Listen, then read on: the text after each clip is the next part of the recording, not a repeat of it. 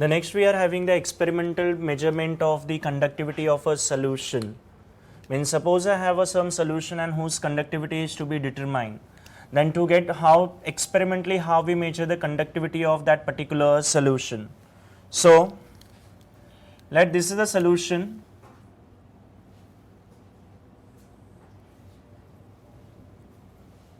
This is the solution whose conductivity is to be determined.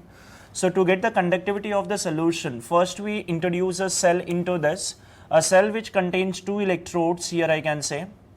So this cell is placed inside, which contains 2 electrodes which are placed at a certain distance from each other. Now for measuring the conductivity of the solution, conductivity, that means I just wanted to know the K value for this, and for K we have a formula G into L upon A. And here the G is equal to, I can write that is 1 upon R into L upon A. G is a reciprocal of resistance, or I can say R is a reciprocal of conductance. So G, instead of G I can write 1 upon R, and here L is a what? It is a length of conductor. So electricity is going to be conducted between these 2 electrodes. So this is the length of conductor. A is a cross sectional area in a solution, that is a full area between the 2 conductors. So here I can say that L and A for the given cell, whenever I am using this cell, that means only these 2 electrodes, the distance between them is going to be same, and so that area will also remains constant. So whenever I will use the same cell, this L upon A value will remain same for this given cell. So L upon A value, that is the length of conductor and cross sectional area, both depends upon this cell which is placed in a solution to measure its conductivity. So since it remains same, so here I can say that B, and B is called cell constant. The term cell constant is used because it is remains same, the value remains same for a given cell. So here I can say that we will have a formula K is equal to, instead of L upon A, I can write B into 1 upon R, that is B upon R. So to know the conductivity of a solution, the B, that is a cell constant, and R value should be known to us. Now for getting the R value, that is a resistance, simply I will use a Wheatstone bridge. From the Wheatstone bridge we can calculate the value of a R. The problem is created by this B, that is a cell constant. How to get that cell constant value? So the next step is the measurement of this cell constant, that is B. So let us measure the cell constant value, and so that for measuring a cell constant I use another solution.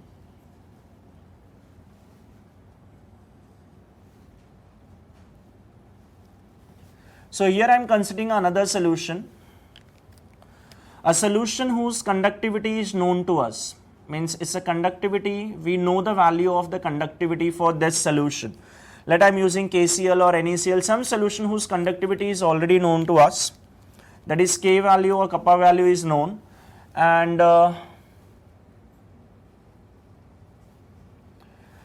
as I said, the cell constant value is going to be the same whenever we will use the same cell. So to get that B value, I am using a same cell. The same cell is removed from here and it is kept in this solution whose conductivity is known. So the gap between the length of conductor and the cross sectional area is same as the cell is same. So the B value for both the solutions is going to be same as they contain same cell. So to get that B value, the formula will be B is equal to K into R. In this case we are calculating B value, and the same B value we will use here to get that conductivity. So B is equal to, the formula is K into R. K, it is already known to us, we know the value of K, that is the conductivity for this particular solution, and R, the R we have to determine, and once I got the R value I can write the value of B also. And as I said R, how we will get the value of R? Then simply I can say that from the Wheatstone bridge. So I am using a Wheatstone bridge here to get the value of R. So let's see how to measure the conductivity.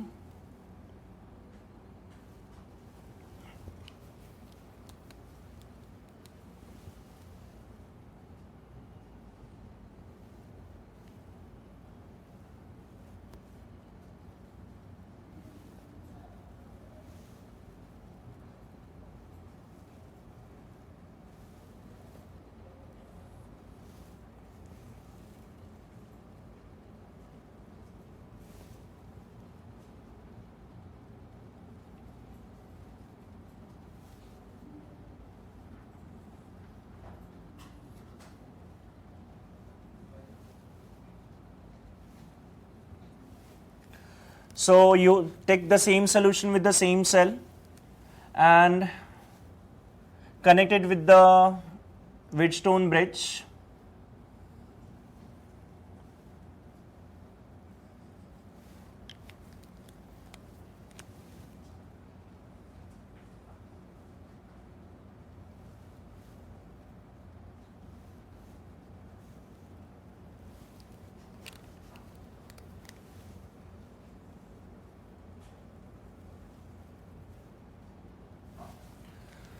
So whole solution is connected with the Wheatstone bridge. Currently we had seen the Wheatstone bridge in this format, like there are the 4 arms we had studied in physics, that is there are 4 arms and these 4 arms are kept like this.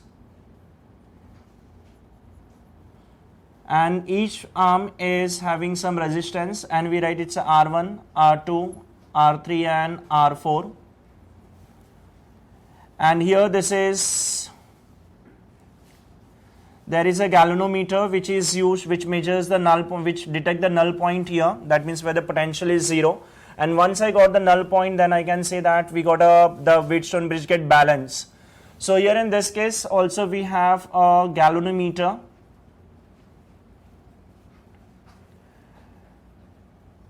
and this galvanometer is moved on this wire A and B to get that null point where the potential is going to be a 0. So currently this is a balanced Wheatstone bridge, but this one is an unbalanced Wheatstone bridge, which is like this one. This is the, from here it's a battery from where current is passed. Now R1 and R2, I can say this is R1 and this is R2, and R3 and R4 both are present here in the wire A and B. Once I got a null point, suppose if I am getting a null point at this point C, and null point will be obtained only when the galvanometer will show 0 reading. So suppose the galvanometer is showing a 0 reading at point C, that means at this point. So this will become R3 and this will become R4. So it will become A, B, and this is going to be a point C. And once I got a null point, then I can simply say that the Wheatstone bridge is now balanced. So with the help of galvanometer, we are detecting the means we are detecting that null point. Once I got a null point, that means whole Wheatstone bridge is balanced. And if the Wheatstone bridge is balanced, then I can write a relation R1 upon R3 or R1 upon R2 is equal to R3 upon R4. So similarly here also I can write that once it is a balance, then I can say that the resistance across solution upon, this is suppose R2, or it's an unknown resistance. So Ru is equal to the resistance across AC upon the resistance across BC. So once the bridge is balanced, we got a null point and bridge is a balance, so we can write this relation that resistance across the solution upon the unknown resistance is equal to the resistance across AC and resistance across BC. So resistance across solution we have to determine, this value is known to us, or we just maintain this, we just set this value. Then to get that resistance across the solution, we should know the resistance across AC and BC. Then simply I can say that resistance is directly proportional to the length of conductor. That means here I can say that R1 upon R2 is equal to L1 upon L2. That means the resistance across AC upon resistance across BC is equal to the length of AC upon length of BC. So ultimately here I can measure the length of AC wire and the length of BC wire. So here I can write the resistance across solution is equal to length of AC upon length of BC. So as I said, we can measure this length. So this and this, all three are known. And once I got these three, so we can calculate resistance also. And once I got a resistance, K is already known to us. So we can use a formula. After substituting B is equal to K into, means K and R value, we will get B value. And once I got a B value, here we are calculating B value because ultimately we have to calculate the conductivity of this particular solution. So once I got a B value, so I can measure the for conductivity. B is now, the cell is same, so since the cell is same, so B value is going to be same. So from this I will get the B value. Now again to get the conductivity of the solution, I require resistance of this solution. We had already calculated the resistance, but it was the resistance of this solution. And the resistance cannot be same. So now I have to calculate the resistance of this particular solution to get the conductivity of this solution. So here this solution will be replaced by this and the whole thing is again repeated. Means once you replace it, use a galvanometer, find out null point. Once the null point is obtained, the Wheatstone bridge will be said to be a balance, and once it is balanced, I can write again resistance of solution upon this. Again measure AC and BC values, and you will get resistance of solution. And once I got a resistance of solution, then I can simply say that the K value can be calculated. Means once I know the B and R, I will get the K value also. So to get that conductivity, first I require B. To calculate that B, I consider another solution whose conductivity is already known, and once conductivity known, so I require a resistance. So to calculate resistance, we consider that Wheatstone bridge, which was unbalanced. So first we balance it by moving the galvanometer on this wire AB to get that null point. Once I got a null point, that is a bridge is balanced, so we can use that solution, that is this upon this equal to this upon this. That is, we got this relation, and so, and after that, resistance across AC and BC is nothing but the length of AC upon length of BC. Once I got these three values, we can calculate resistance of solution. From the resistance, it's a resistance of this particular solution. R, K is already known, so we can calculate B, and from B after substituting B value, I require R for this particular solution. So again the whole thing is repeated with this, means this A part is repeated with this solution, and we will get the resistance of this particular solution also, so that K value can be calculated. So this is the experimental method to calculate, or experimental means in the experimentally we calculate by using this, means in this manner we calculate the conductivity of solution. Now let's solve some numerical based on the molar conductivity, and the cell constant of the solution. So we have first question, that is a conductivity of a 0.2 molar KCl solution at 298 Kelvin is 0.0248 Siemens per centimeter. Calculate its molar conductivity. We have to calculate molar conductivity. Molar conductivity means lambda. The conductivity of 0.2 molar KCl, that means it is a concentration. The conductivity of the solution, that means it is a K value. So we have K.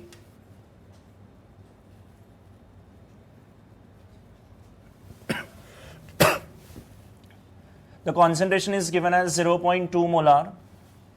The conductivity is 0.0248 Siemens per centimeter, and lambda we have to calculate. So lambda is equal to, formula is 1000 K upon C. So 1000 K is 0.0248 upon C. C, that is a concentration is 0.2. So it's a 124, 0.124 into 1000 will give you 124. So lambda is equal to 124.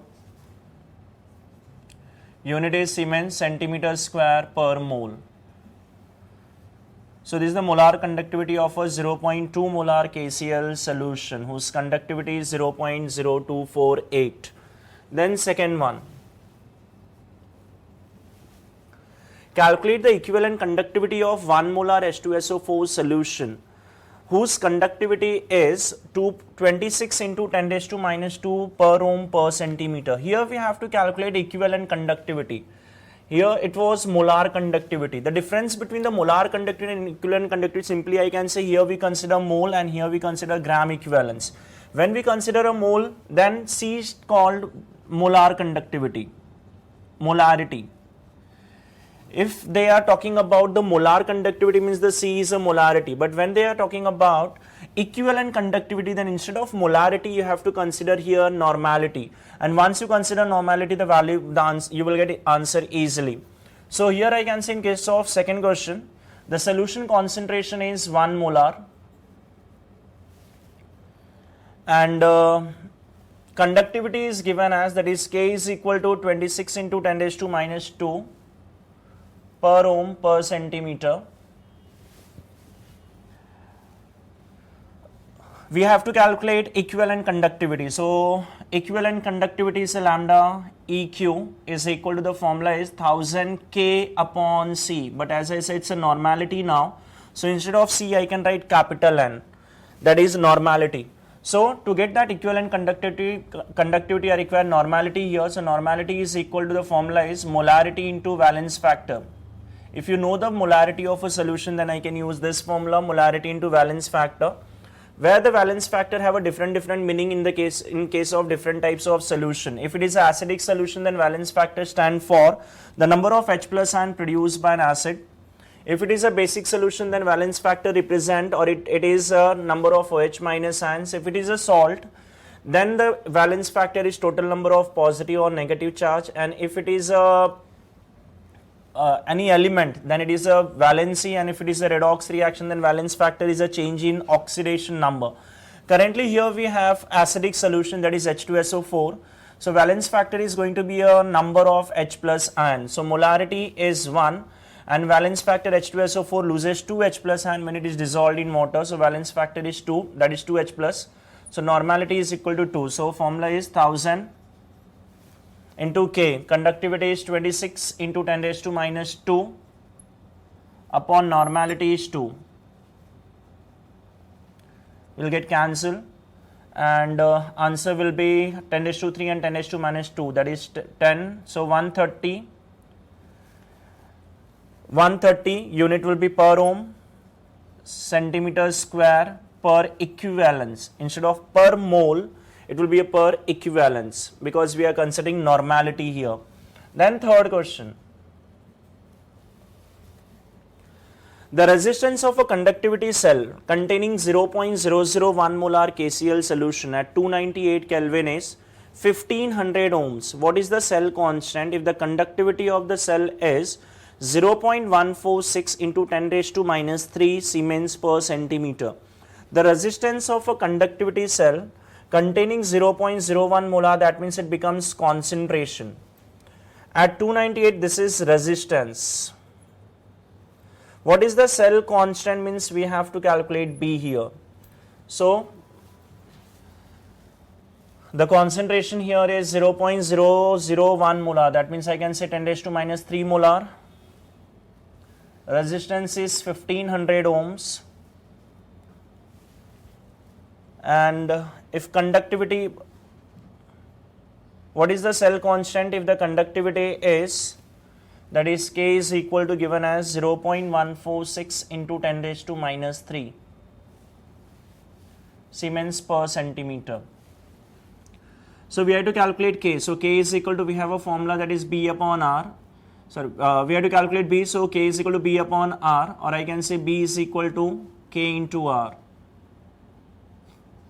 So B is equal to K is 0.146 into 10 raised to minus 3 into resistance is 1500. 15 6 are 90, 09, 6996, 15 1s are plus 6, 221. So it is going to be 0.219. Cell constant unit is per centimeter. So this is the value for the cell constant, that is 0.2190 per centimeter. Now the fourth numerical we have, a conductivity cell filled with 0.01 molar KCl has a resistance. 0.01 molar KCl means the concentration, has a resistance, that is R, at 25 degrees Celsius. When the same cell was filled with an aqueous solution of 0.05, again a concentration, but now it is a concentration of the solution is changed. Here it was KCl and now it is CaCl2. When the same cell was filled with an aqueous solution, that means the cell is same. The resistance of when the same cell was filled with an aqueous solution of 0.05 molar CaCl2 solution, the resistance was 876 ohm, that is R. But now it is a R for calcium chloride. Calculate conductivity and molar conductivity, means we have to calculate K and lambda, and the conductivity of KCl solution is given as 0.14114. So we have to calculate the conductivity and molar conductivity of KCl solution. Now how to solve? Question number 4. We have to calculate conductivity and molar conductivity. For molar conductivity, I will use a formula lambda is equal to 1000 K upon C. But K is not given. So K is not given, so I will use a formula K is equal to B upon R. But again, this R is given for the calcium chloride, but cell constant is again missing. So first we have to calculate the cell constant. Since the cell is same, so both the cell constant value for the KCl and calcium chloride, both will, for both the K value will be same. So from the KCl we will calculate from the KCl we will calculate B, and we will substitute the same B here, so that I will get the value of K for the calcium chloride, and then I will get the value for lambda. So solution, first we have to calculate B for KCl solution. So for KCl solution, B is equal to, formula will be K into R. So K into R, K is, conductivity is 0.14114 into resistance is 747.5. And on multiplication you will get a number 105.5 per meter, as it is Siemens per meter. So B is per meter. Once I got a KCl value, that means cell constant for B. As I said, since both KCl and calcium chloride solution is containing same cell, so their B value is going to be same. So for calcium chloride now, that is CaCl2, B will be same. So K is equal to, formula we have to calculate first conductivity. So K is equal to B upon R. B is 105.5 upon resistance for this, it is 876. So after division you will get a number 0.1204 K. So unit will be Siemens per meter. Once I got K, the next we have to calculate lambda. The lambda for calcium chloride, again the formula is 1000 K upon C. So it is 1000 into K. K is 0.1204 upon concentration is 0 for calcium chloride is 0.05. After solving you will get a number that is 0.0241 per ohm centimeter meter square per mole. So this is the value for lambda. So finally we got a value for K as well as lambda. Now let's see the question number 5. The question number 5, the lambda 0 value for sodium iodide, that is NaI, sodium acetate and magnesium acetate are 12.69, 9.10 and 18.78. Means we have the lambda naught value for the three different substances, and all three are strong electrolyte. What is the molar conductivity of Mgi2? Mgi2 is a weak electrolyte. So here in this case the lambda naught value for the strong electrolyte is given, and we have to calculate the lambda naught value for the weak electrolyte. Means here I am going to use a application of Kohlrausch law. So these three electrolytes should be added in such a way. Which three electrolyte? We have sodium iodide, then sodium acetate, and the third electrolyte which we have is CS3COO twice magnesium. So these three electrolytes should be added in such a way, or added or subtracted in such a way, that after addition or subtraction their ions should produce magnesium iodide, that is Mgi2. So how to add? I require one magnesium, so this is required, and two iodine, so this is also required, but two iodine, so I will consider the 2 NaI. And from here 2 NaI and 2 means from this is an extra part, and from here 2 sodium is extra. So we are going to subtract 2 molecules of sodium acetate. So I can say here that sodium iodide CS3COO twice Mg plus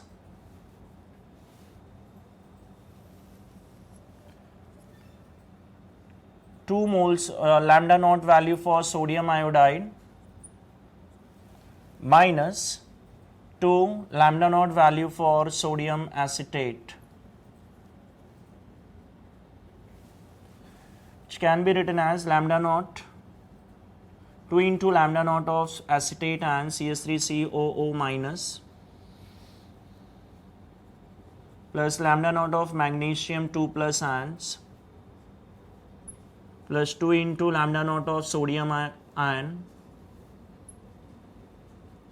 iodine ion, minus 2 into lambda naught of acetate and that is CS3COO minus 2 into lambda naught of sodium and. So since it's an infinite dilution condition, so I can say that the sodium conductivity will be same whether it is associated with the iodine or it is with sodium acetate, that is with acetate. Similarly, acetate and will be same conductivity. So finally we are getting magnesium and 2 iodine. So it will give lambda naught for MgI2. So here the lambda naught of MgI2 can be written means it is nothing but sum of these two minus this one. So lambda naught of magnesium acetate, it is 18.78 minus these values are for 1 mole, that is per mole it is. So this plus 2 moles, we have 2 moles of sodium iodide and the sodium iodide lambda naught value for 1 mole is 12.69. So minus 2 into 12.69, sorry, plus and then minus acetate and again 2 moles. So this is 9.10. So 2 into 9.10. After multiplication, addition and subtraction, you will get a number that is 25.96 Siemens meters square that consider and per mole. So this is the lambda naught value for magnesium iodide, MgI2.